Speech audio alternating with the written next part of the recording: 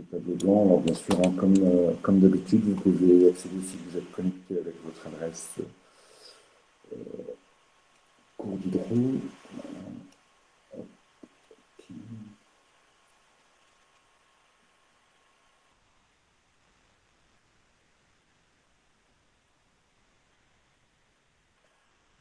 Alors, je vais le projeter aussi à l'écran.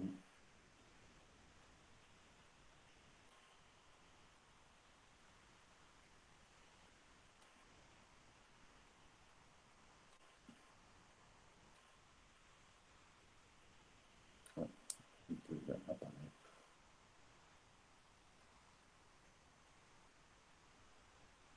pour tout le monde.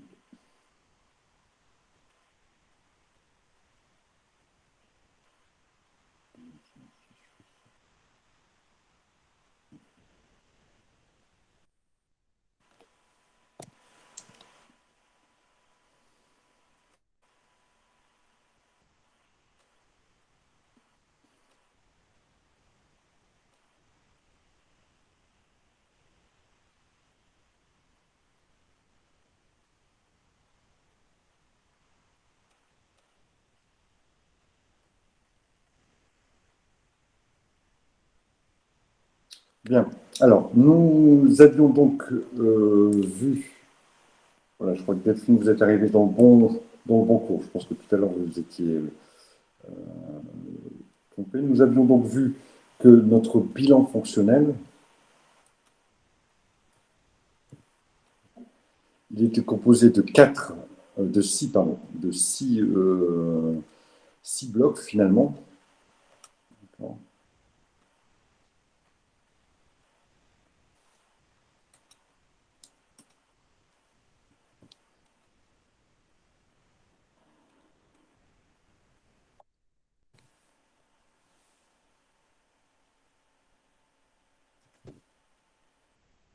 Il était composé donc de six blocs.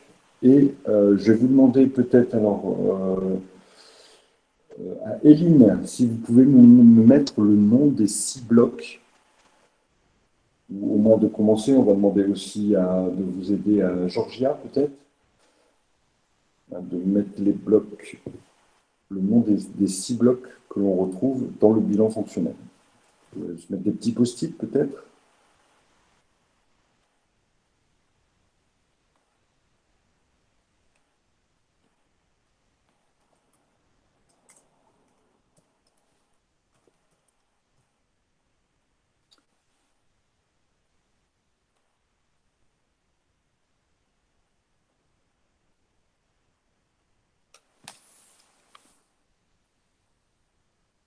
Voilà.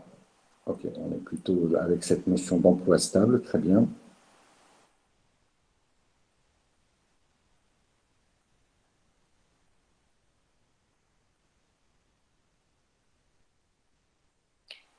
Emploi circulant, parfait.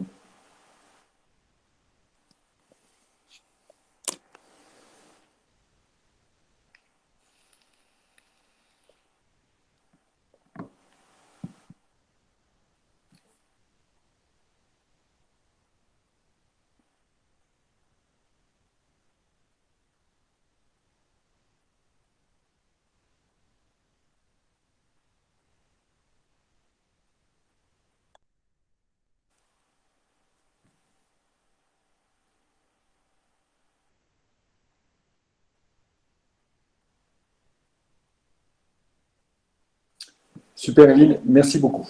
Parfait, c'est nickel. Donc voilà, ça c'est notre bilan fonctionnel. Je ne reviens pas sur ce que j'ai dit hier quant à la composition des blocs par rapport au bilan comptable. Vous, si jamais ça vous est un peu sorti de l'esprit, vous pouvez toujours aller revoir le PDF du JAM de la séance d'hier. Donc nous en étions arrivés là et nous avions donc vu que grâce à ces blocs, je vais pouvoir déterminer un certain nombre d'éléments. Ces éléments sont les suivants.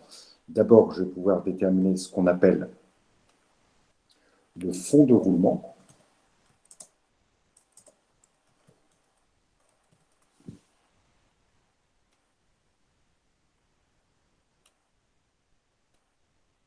Première chose, ce fond de roulement, je vais le déterminer grâce à ces deux blocs ici. On verra comment on fait le calcul exactement. Donc, je vais pouvoir le déterminer grâce à ces deux blocs.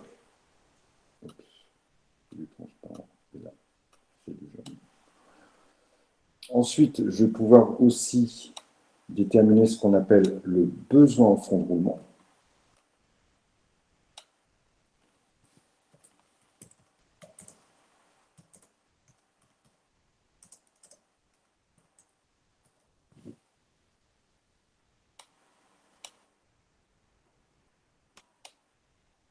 Donc, ce besoin en fond de roulement, je vais le déterminer avec les blocs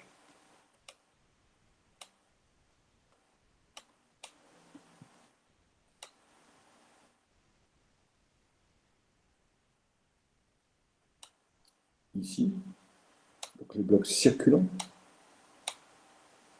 Et enfin, dernier élément que je vais pouvoir déterminer, c'est ce qu'on appelle la trésorerie nette.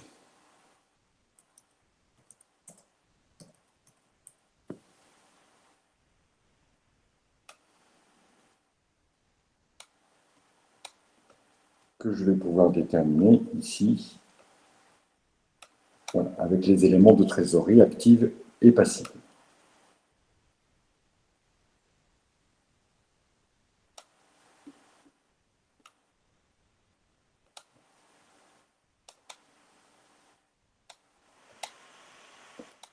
Voilà. Alors maintenant, on va passer en revue nos trois éléments. On va voir comment on fait le calcul et on va voir surtout leur signification et leur articulation.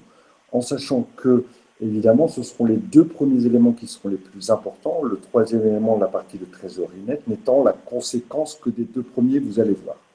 Donc, reprenons d'abord la notion de roulement. Je vais passer sur la feuille 2. Je vais juste demander 30 secondes, je vais chercher mes lunettes et je vais vous dire la pièce à côté.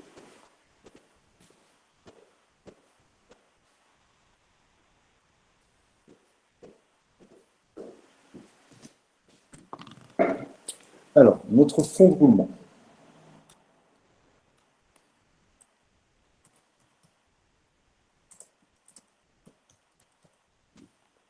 Notre fond de roulement, pour en faire le calcul, je vais prendre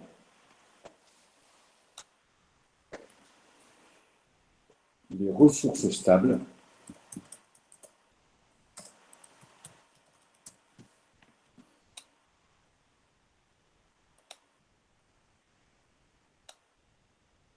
Et je vais déduire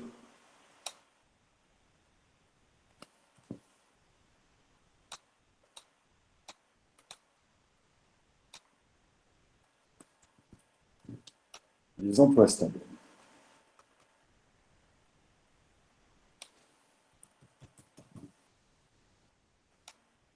Donc là, ici, grâce à ce calcul, je vais donc pouvoir déterminer quel est le montant du fond de roulement.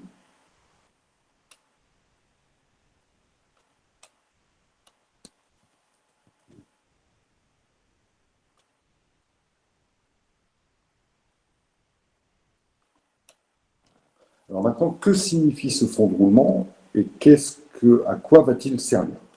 Donc quand une entreprise travaille, donc le bilan nous reflète ici ces notions de ressources stables, donc ces notions de ressources qui sont faites pour rester dans l'entreprise, donc qui sont composées des fonds propres plus des emprunts. Et grâce à ces ressources stables, normalement, l'entreprise achète des immobilisations. D'accord? Donc, imaginons que vous ayez fait un emprunt pour acquérir une maison. Donc, au départ, vous avez mis aussi de l'argent sur la table. Donc, imaginons que vous ayez un petit peu d'argent de côté, vous avez mis 30 000 euros sur la table et vous avez fait un emprunt de, je ne sais pas moi, 150 000 euros. Donc, vous disposez de 180 000 euros. Vous achetez une maison qui coûte 160 000 euros. Donc, vous aviez au départ 180 000 euros qui sont composés de votre propre argent plus l'emprunt que vous avez fait, et vous avez acheté une maison pour 160 000 euros. Donc il vous reste 20 000 euros. Ces 20 000 euros, par exemple, vont vous permettre à acheter de quoi remplir votre frigo, à acheter aussi de payer votre assurance, donc va vous permettre de... Voilà. Et en plus, va arriver votre salaire. Vous voyez, il y a tout ce roulement qui va se faire. Et donc, ici, on a de l'argent qui est issu finalement d'un investissement avec un financement qui était supérieur et qui va vous permettre ben voilà, de vivre correctement. Ben une entreprise, c'est pareil. Une entreprise, au départ, elle va avoir du capital et elle va pouvoir avoir des réserves. Hein, c'est cet argent qui n'est pas donc utilisé. Et elle va faire des acquisitions d'immobilisation pour pouvoir travailler. Et ensuite, ben, peut-être qu'il va rester de l'argent. Et cet argent qu'il reste, c'est ce qu'on appelle le fonds de roulement. Son but à ce fonds de roulement, c'est de pouvoir, à un moment donné, assurer le financement du cycle d'exploitation de l'entreprise. Qu'est-ce qu'on appelle le cycle d'exploitation de l'entreprise? C'est le fait d'acheter et de vendre. Une entreprise, globalement, c'est ce qu'elle fait. Elle achète et elle vend. Donc voilà à quoi va servir notre fonds de roulement. Derrière, il va avoir bien sûr un besoin. C'est le deuxième élément que l'on va calculer. Et ce besoin, lui, il est issu de ce fameux cycle d'exploitation de l'entreprise que l'on va voir après. Donc, on sait déjà que le fonds de roulement ici, le fonds de roulement, l'entreprise a, je vais le dire de façon très simple, d'accord, a mis de l'argent sur la table, a mis de l'argent sur la table. Donc, vous comprenez bien, finalement, ça, c'est le capital. Hein. Elle en a même peut-être après accumulé avec les réserves, etc. Elle a fait aussi un emprunt. Et ça, tout ça, ça sert dans quel but? Dans le but d'acquérir des biens immobilisés.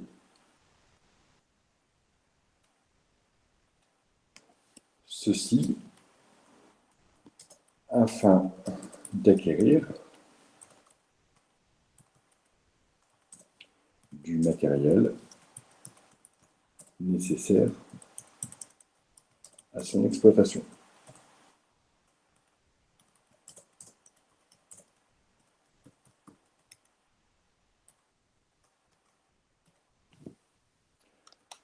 Voilà à quoi servent les emplois stables. Ça sert à financer, pardon, à quoi servent les ressources stables? Ça sert à financer les emplois stables.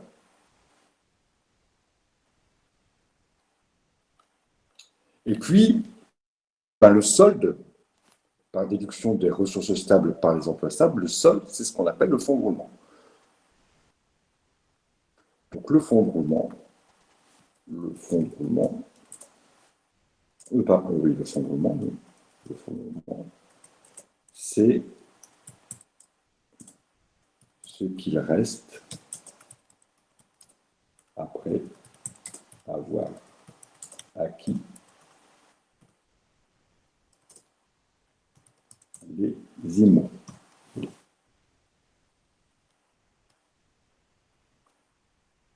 Est-ce que vous comprenez la signification du fonds de roulement?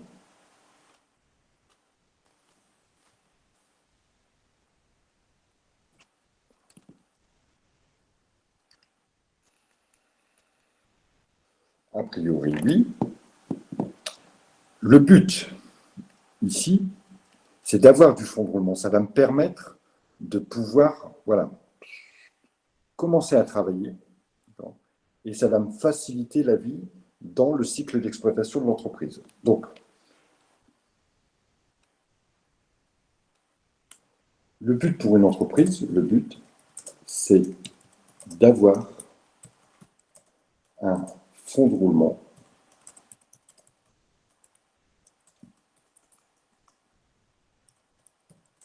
positif. Si j'ai un fonds de roulement positif, je suis déjà plutôt bien parti.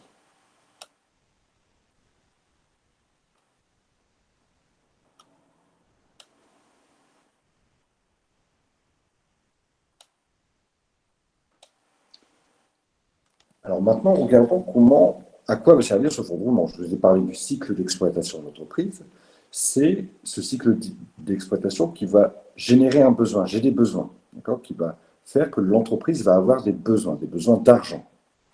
C'est ce que va traduire le besoin en fonds de roulement. Donc, je passe sur l'écran suivant, la diapositive suivante, et nous allons maintenant donc discuter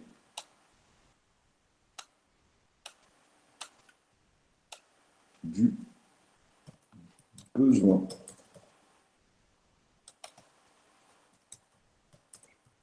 en fonds de roulement.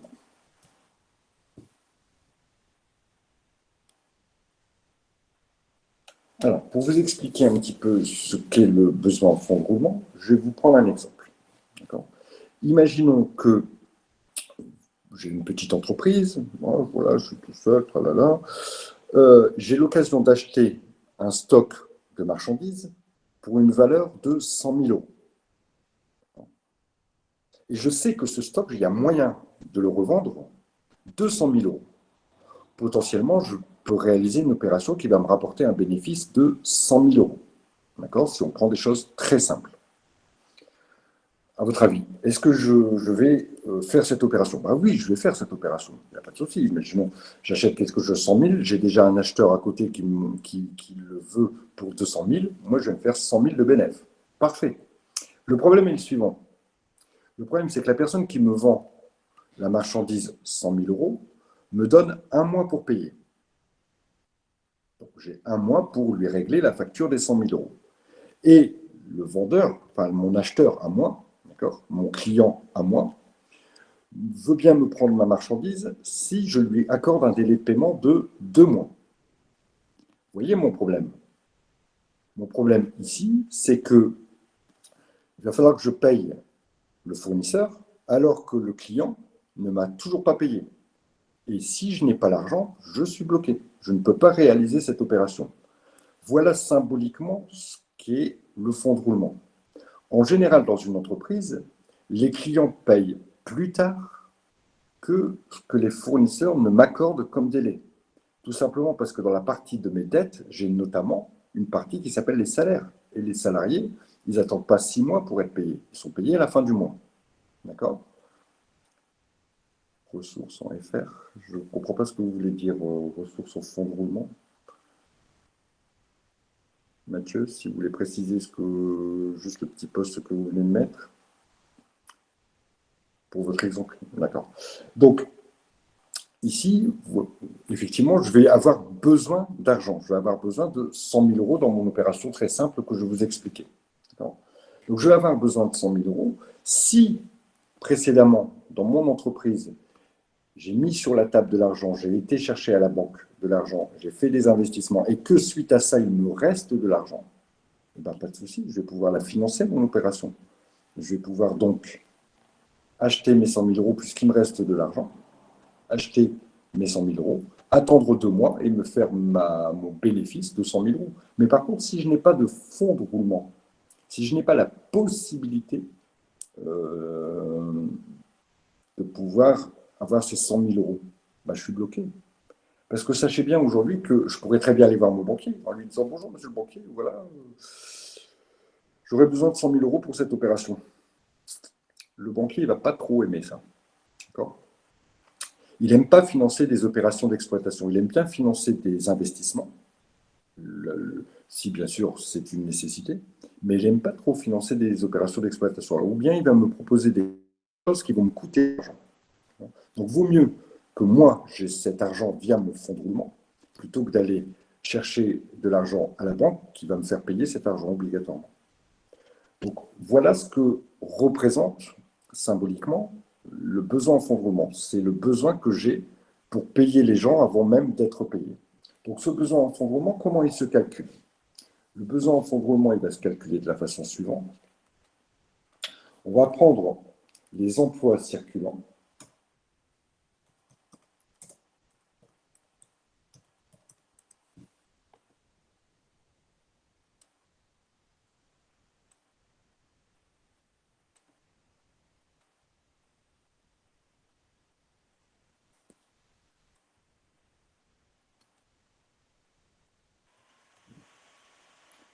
On va en déduire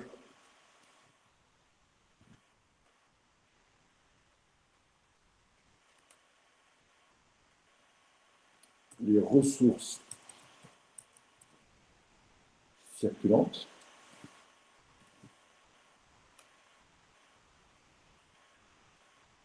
Et tout ça,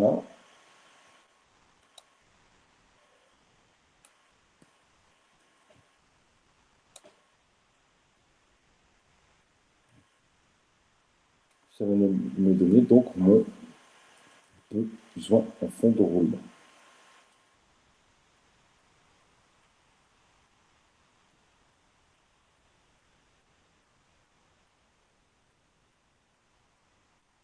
Donc finalement, le besoin en fonds de roulement, il traduit la trésorerie nécessaire au bon fonctionnement de l'entreprise. Je vais le noter.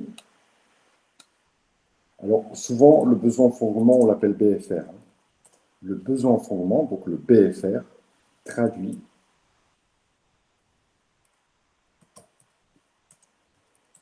le besoin de trésorerie que l'entreprise a pour assurer son cycle d'exploitation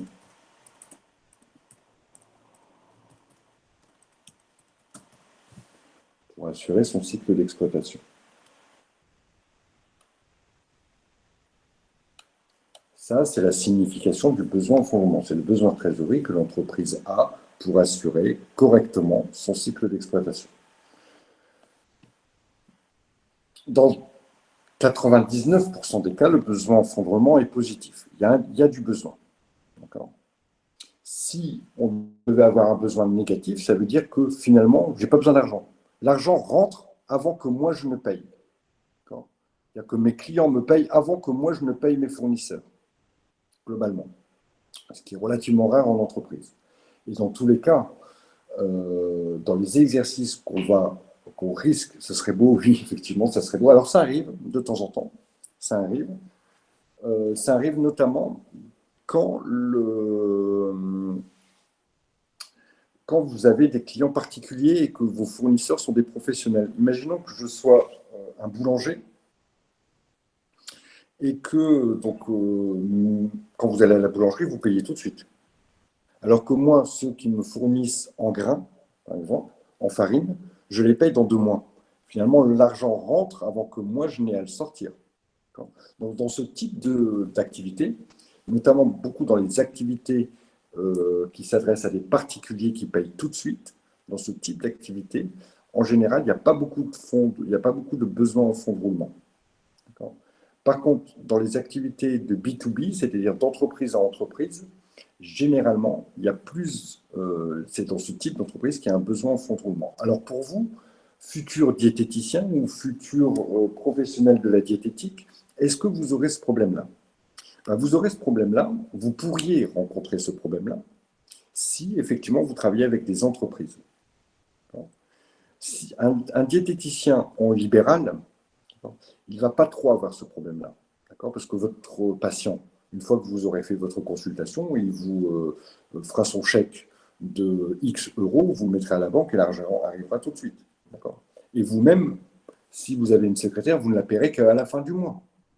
Donc pendant tout ce temps, vous avez de l'argent. Par contre, si vous deviez être, par exemple, vous allez ouvrir une boutique de produits diététiques, plutôt vous vous adressez, vos clients sont les clubs de remise en forme, par exemple, c'est votre cible principale. Eux-mêmes ne vont pas forcément peut-être vous payer tout de suite. Le club de sport vous commande 3 cartons de 200 barres énergétiques, que lui-même va revendre à ses adhérents, peu importe. Vous avez donc un fournisseur qui vous a fourni et vous allez donc avoir comme client ces clubs de sport qui risquent, eux, de ne pas vous payer tout de suite, qui risquent de dire « Ok, moi je vous prends vos barres énergétiques, seulement j'aimerais bien vous payer dans 2 mois. » Et comme vous avez envie de travailler et que vous avez gagné votre croûte sur l'opération, vous allez leur dire oui. Mais voilà, paf, le besoin va se créer. Le besoin en fonds de roulement, avec une opération telle que celle-ci, va se créer. Donc finalement, le besoin en fonds de roulement, il dépend de pratiquement trois choses.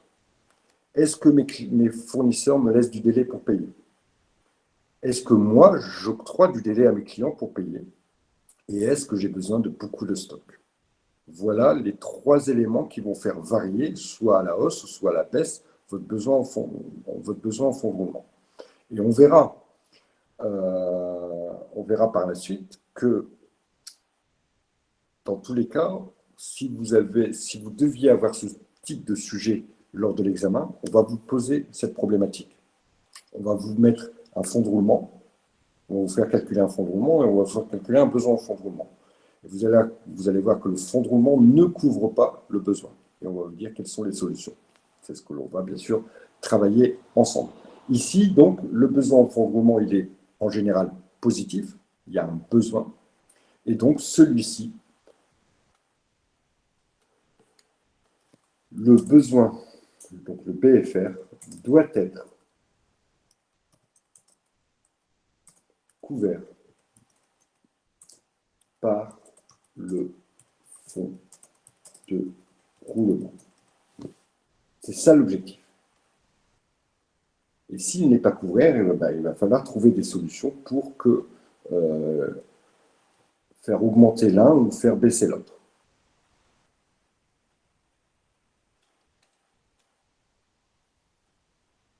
Est-ce qu'on est bien là-dessus?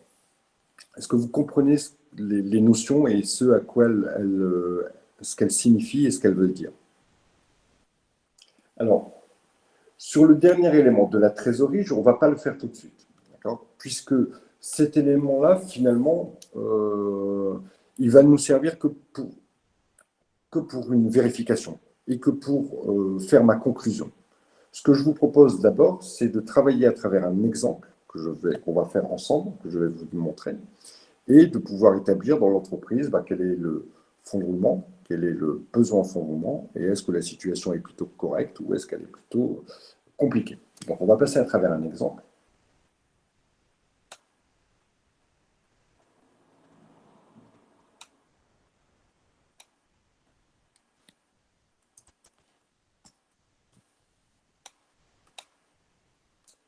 Et je vais reprendre simplement l'un des bilans que l'on a fait dans les exercices qu'on a vus ensemble. Alors, je n'ai pas vu votre question, parce que, hop, je vais revenir sur votre question. J'intègre le bilan sur lequel on va travailler et je regarde les questions. Hop.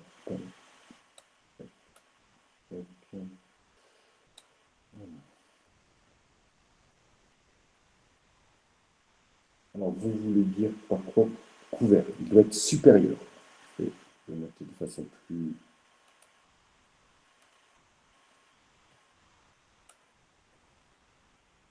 Donc, quand je dis couvert, le besoin en ce moment doit être couvert par le fonds de roulement. Ça veut dire quoi?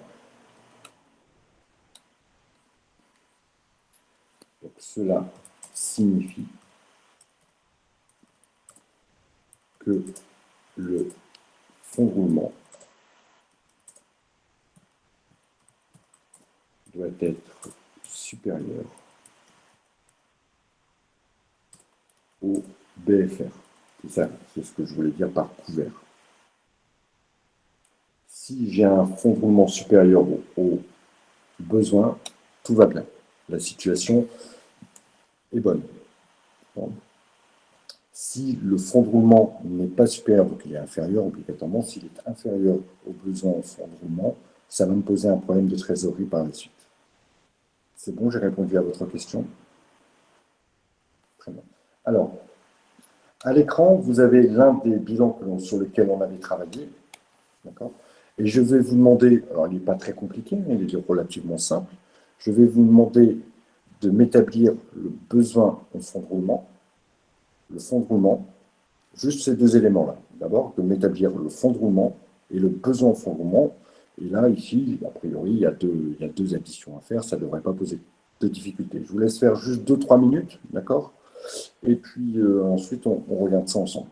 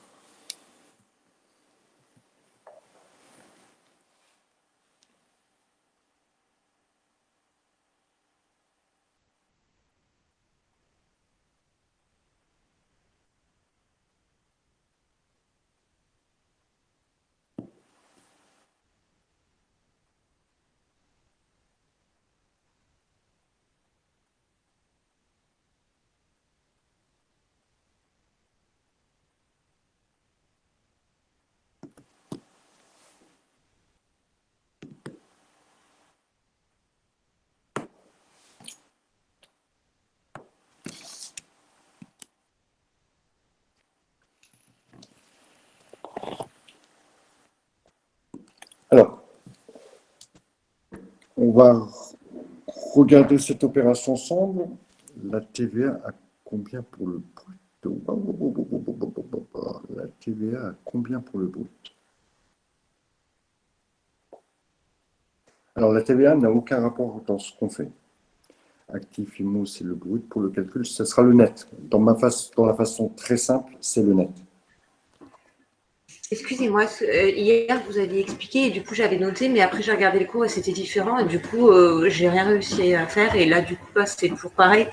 Est-ce que vous pouvez répéter comment on fait puisque c'est différent de ce qui est écrit sur le cours, ne serait-ce que le brut, là il y avait marqué le brut sur le cours. D'accord. Alors, cours c'est en brut, oui. On a plusieurs façons de le faire. D'accord? Le fonds de roulement, si vous partez du brut, mais ici on n'a pas les éléments de brut. Si vous partez du brut, vous allez devoir déduire les amortissements. D'accord? Ou rajouter les amortissements dans la partie des ressources. Moi, je vais vous montrer une façon beaucoup plus simple que ce qu'il y a dans le cours, mais vous allez voir, on va arriver exactement au même résultat. D'accord? Moi, je parle des éléments nets. Et c'est pourquoi je parle des éléments nets, parce que d'abord, bien souvent dans les bilans qu'on va vous présenter, il n'y aura que l'élément net. Alors, il se peut qu'il y ait les éléments bruts et les amortissements, hein, sans aucun souci, ce que l'on n'a pas, par exemple, ici. On n'a que les éléments nets. Et que finalement, d'une opération simplifiée, on arrive exactement au même résultat.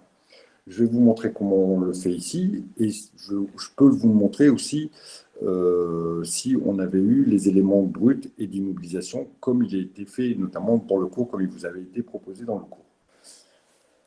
Alors, concernant, première chose, l'actif, les ressources, pardon, stables.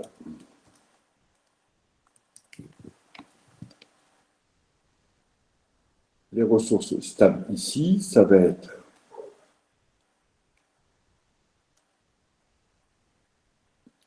l'ensemble des capitaux propres plus les emprunts.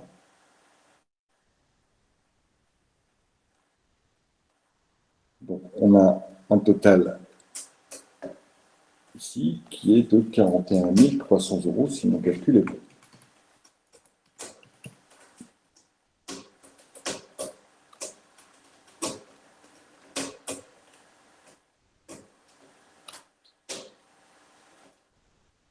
Ensuite, quel est le montant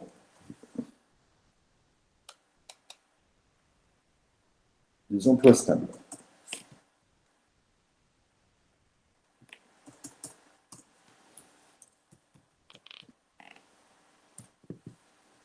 Le montant des emplois stables, et je me base ici sur le net, il est de 35 900.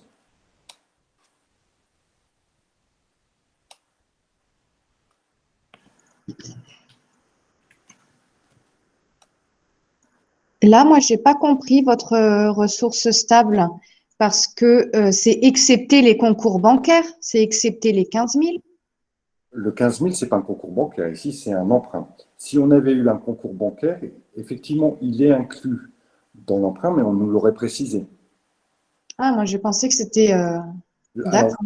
effectivement, dans la partie emprunt, vous avez les emprunts, donc les prêts que l'entreprise a fait, et éventuellement, vous pouvez aussi avoir ce qu'on appelle les concours bancaires, c'est-à-dire les comptes en banque négatifs, dus à une autorisation de découvert. Mais si ça avait été le cas, on aurait eu une précision en bas de bilan avec un petit astérix ici en disant « dont concours bancaire courant X 1000 euros ».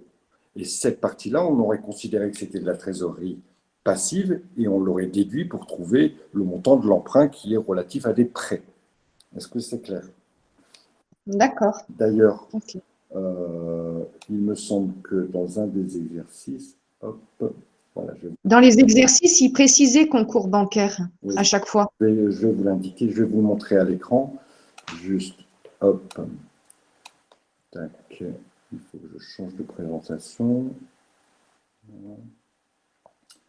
Je vais présenter une nouvelle fenêtre. Voilà.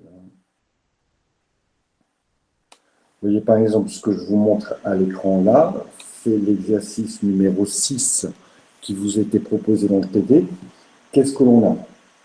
Au niveau des emprunts, il est indiqué emprunts et dettes auprès des établissements de crédit.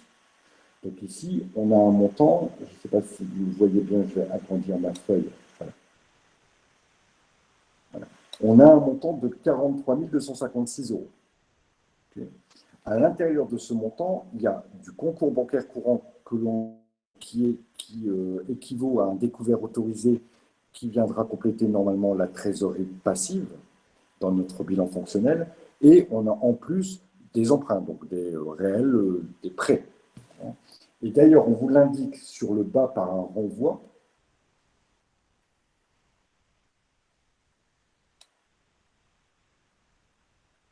Vous voyez qu'ici, on vous dit, voilà, si je me reporte au 1, dans ces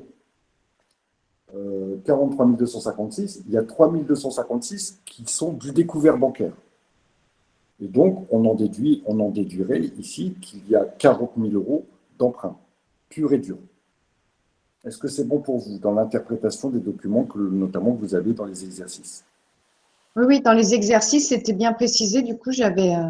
Mais je pensais à l'inverse, que si c'était pas précisé, c'était du concours bancaire. Non, non, non, non, non, puisqu'on aurait toujours ce renvoi. D'accord? Alors, je vais juste faire un point. Je vais remettre mon exemple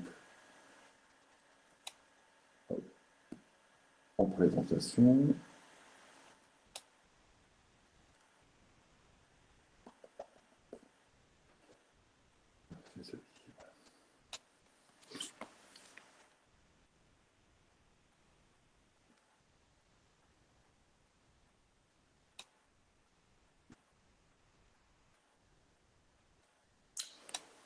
Donc, je vais juste vous préciser une chose. Sachez que, et notamment par rapport aux exercices qui vous sont proposés dans le TD,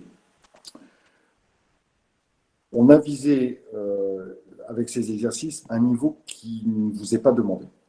On a visé un niveau qui était trop haut, à mon sens, mais qui peut le plus, peut le moins. Malgré tout, il faut bien comprendre que bien souvent, on aura des choses beaucoup plus simples. Et vous verrez, puisque je vous donnerai l'occasion, notamment à travers les annales qui ont pu être proposées sur ce thème-là, que les choses sont beaucoup plus simples que les exercices qui vous sont proposés. Alors, tant mieux, puisque, a priori, si vous savez faire le plus dur, vous serez faire le plus simple. Mais de temps en temps, il ne faut pas chercher trop compliqué. D'accord? Et que, notamment dans les problèmes de trésorerie passive, rarement, dans les exercices, on vous propose du concours bancaire courant ou des choses de ce type. D'accord? C'est beaucoup plus simple que ce qui est présenté en exercice. Voilà la petite précision que je voulais donner. Donc ici, nous avons donc nos ressources stables et nos emplois stables, et nous allons pouvoir en déduire le montant du fonds de roulement.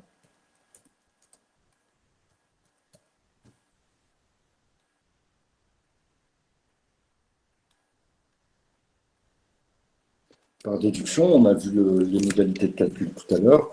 Et donc, si vous l'avez calculé, normalement, on arrive à un fonds de roulement de 5 400 euros.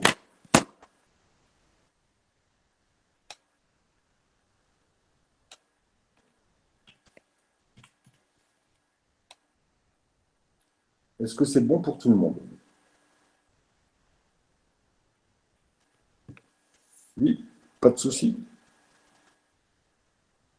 Alors, maintenant, nous allons voir. Alors, celui-là, je vais le mettre comme ça. Je vais rapprocher de façon à ce qu'on puisse calculer maintenant le besoin en fonds de roulement. Donc, on a ça, on va pas. C'est-à-dire que voilà les éléments qui nous ont servi pour ici la partie en rouge. Et maintenant, donc, on va faire notre besoin en fonds de roulement. Donc, au niveau des éléments que l'on va prendre en compte, on va prendre en compte ici la partie hors disponibilité, donc la partie des stocks et des créances. Alors, il n'y en a pas au niveau des stocks. Et donc, ça va permettre de nous donner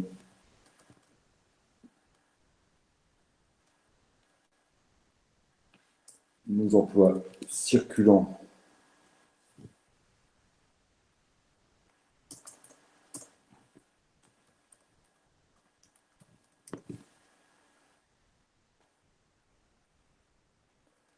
qui vont être ici 2000 euros.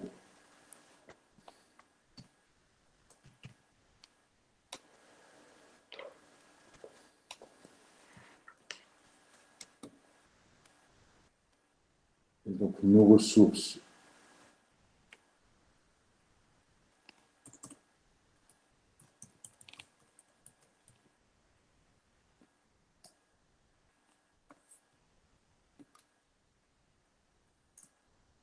circulantes que l'on va retrouver au niveau des dettes fournisseurs et des dettes sociales et fiscales, mais ici, il n'y a que des dettes fournisseurs.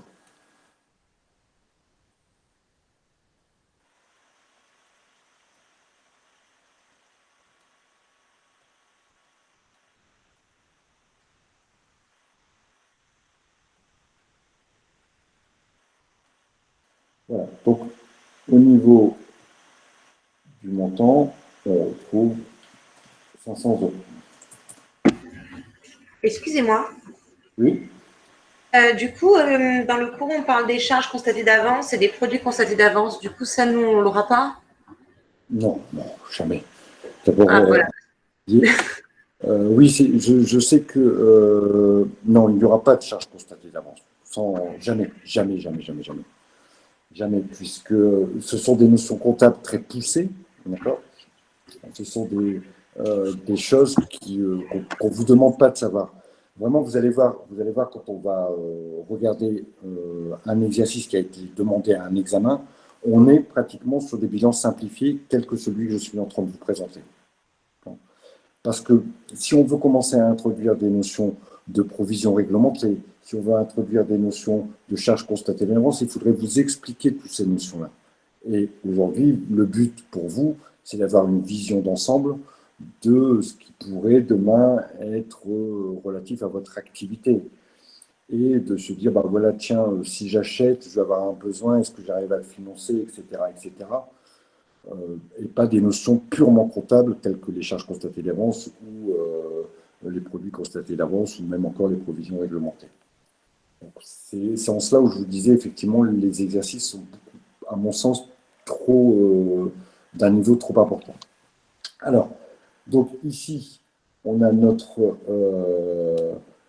dettes et on a estimé donc nos ressources circulantes, ce qui va nous permettre de calculer notre besoin en fonds de roulement,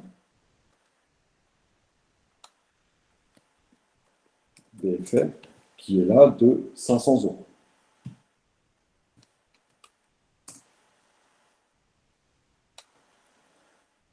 Ça veut dire quoi concrètement? Ça veut dire que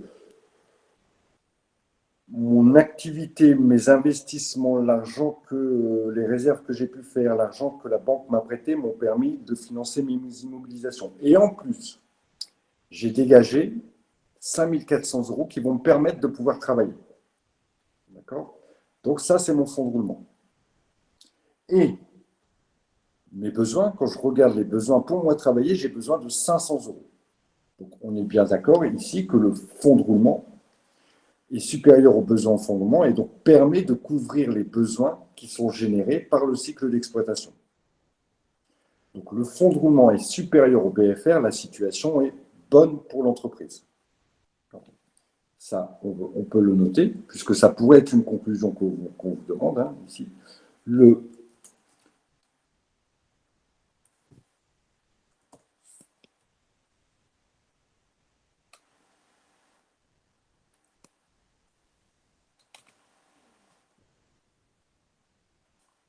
fonds de roulement, normalement, le lien, vous pouvez le trouver dans le fil de discussion.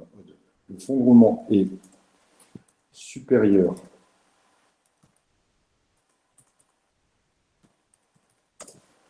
aux besoins en fonds de roulement.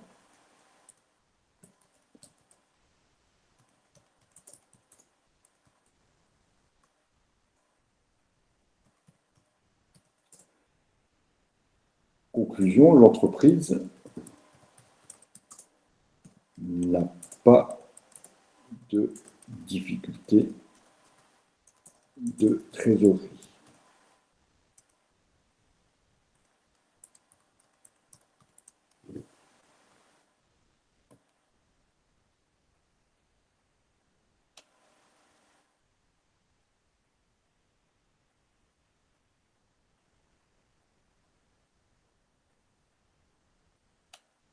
Est-ce qu'on est OK là-dessus, sur l'interprétation et ensuite sur à quoi sert ce fonds de roulement? Il sert à financer ce besoin en fonds de roulement. Ça marche pour tout le monde?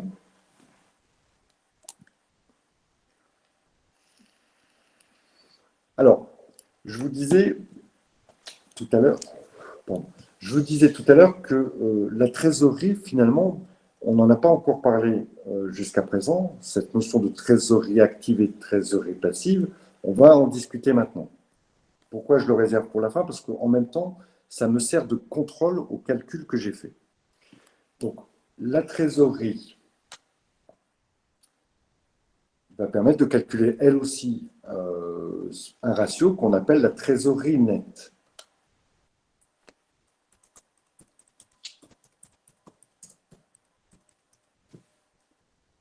Cette trésorerie nette, elle se calcule en faisant quoi? En faisant trésorerie active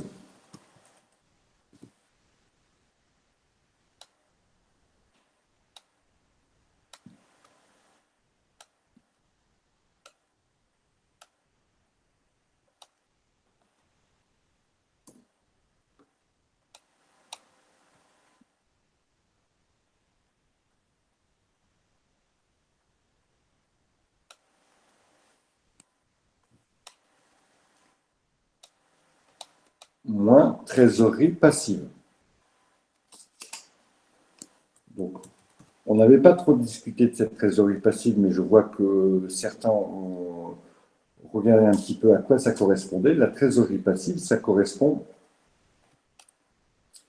aux découvertes bancaires qui sont autorisées par la banque et qui sont en général aussi utilisées par l'entreprise.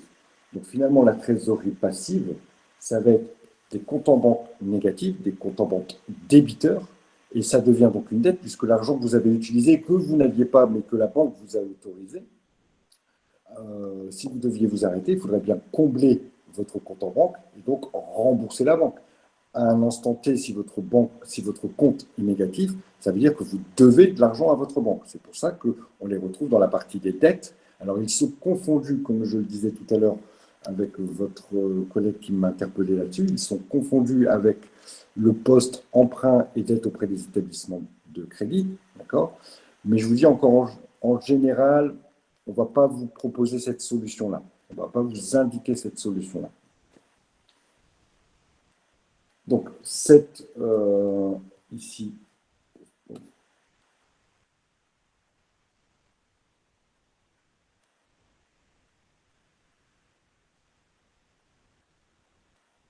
voilà, cette trésorerie nette qui est calculée en faisant la différence entre la trésorerie active et la trésorerie passive. La trésorerie passive, je le répète, et je vais le noter quand même pour que vous le sachiez. Ici, on va le retrouver, c'est les découverts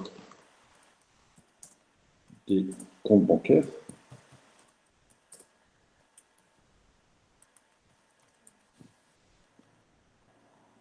Et quand on regarde un bilan,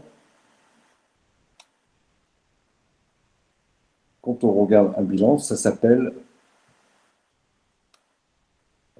c'est ça qu'il faut faire, concours bancaire courant. C'est le nom que cela porte. Donc, si vous voyez sur un bilan concours bancaire courant, ça veut dire qu'effectivement, il y a une trésorerie, il y a un compte en banque qui est à découvert. Alors, on pourrait très bien avoir une partie ici et une partie ici, tout simplement parce que l'entreprise peut aussi avoir plusieurs comptes en banque. Alors, je vous disais que cette trésorerie nette, elle va nous servir surtout de contrôle. Surtout de contrôle. Pourquoi? Parce que quand je vais faire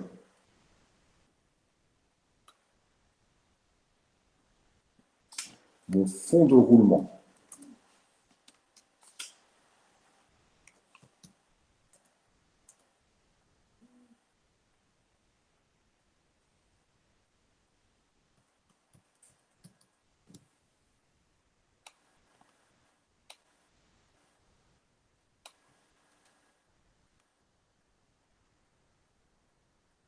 allez, on va le mettre en...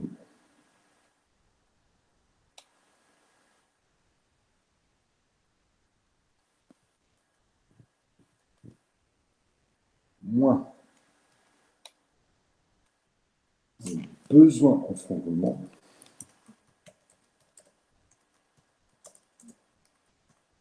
donc, ce que j'ai de côté finalement grâce à l'argent que j'ai mis sur la table, j'ai payé mes investissements, j'ai de l'argent qui est encore là, c'est ce qu'on appelle le fonds de roulement, hein, et le besoin en fonds de roulement, ce que j'ai besoin pour travailler, pour assurer mon cycle d'exploitation, ça,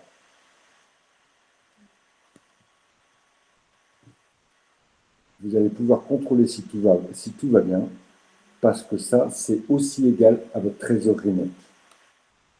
Donc ça, ici, ça va me permettre d'effectuer un contrôle et de savoir effectivement si mes calculs sont bons. Ça, c'est un contrôle que je peux faire.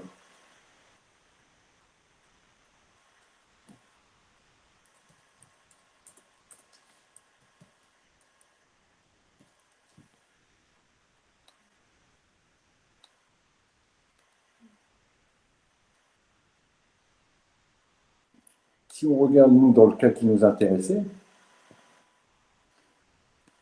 quel est le montant de la trésorerie nette? Quel est le montant de la trésorerie active? Le montant de la trésorerie active, c'est le montant des disponibilités, donc 4 900 €. Quel est le montant de la trésorerie passive? Ici, il n'y en a pas, d'accord? Puisqu'il n'y a pas de découvert bancaire, il n'y a pas de concours bancaire courant. Donc 4 900 moins 0 est égal à 4 900.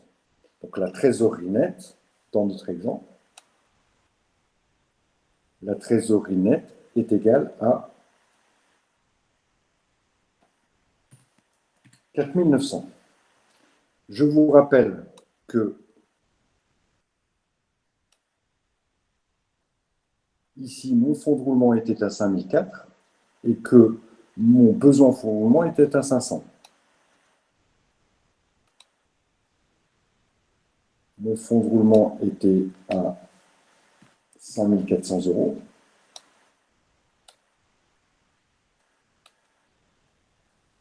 Alors que mon besoin en fonds de roulement était, lui, de 500 €. 5 400 moins 500 € est égal à 4 900. C'est bien le montant de ma trésorerie nette et donc mes calculs sont bons. Est-ce que ça marche pour tout le monde?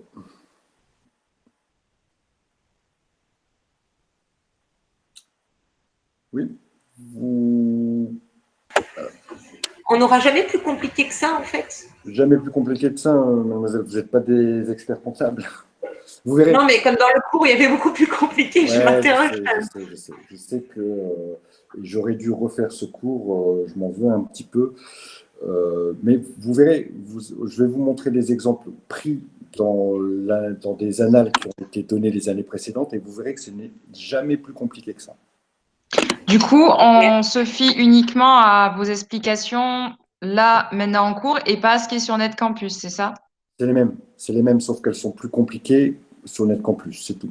Mais ce sont D'accord. les mêmes explications. Je pourrais vous recommencer la démonstration en passant par le brut et en rajoutant les dotations aux amortissements du côté, ce seront exactement les mêmes. On arrivera D'accord, merci. exactement au même résultat. Ici, la méthode que je vous propose est beaucoup plus simple. C'est pour ça que je voulais refaire le cours et que je ne voulais pas vous laisser tout seul partir sur le TD, parce que je sais que c'est pas facile. J'ai préféré vous montrer une méthode beaucoup plus simple et de toute façon qui est largement suffisante pour réaliser le boulot qu'on va vous demander de réaliser à l'examen. Ça marche pour tout le monde?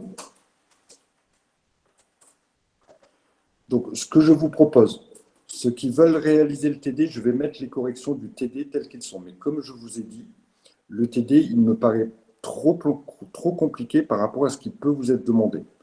Dans tous les cas, vous aurez la correction du TD et s'il y a des questions par rapport à ça, aucun souci, je répondrai aux questions. Mais je préfère être pragmatique, je préfère être beaucoup plus direct par rapport à ce qui est attendu de vous. Donc, je vous proposerai, lors de notre prochaine séance, je ne sais pas si c'est jeudi ou vendredi, des exercices plus simples, d'accord, mais qui colleront plus à la réalité de ce que vous pourrez retrouver lors des examens.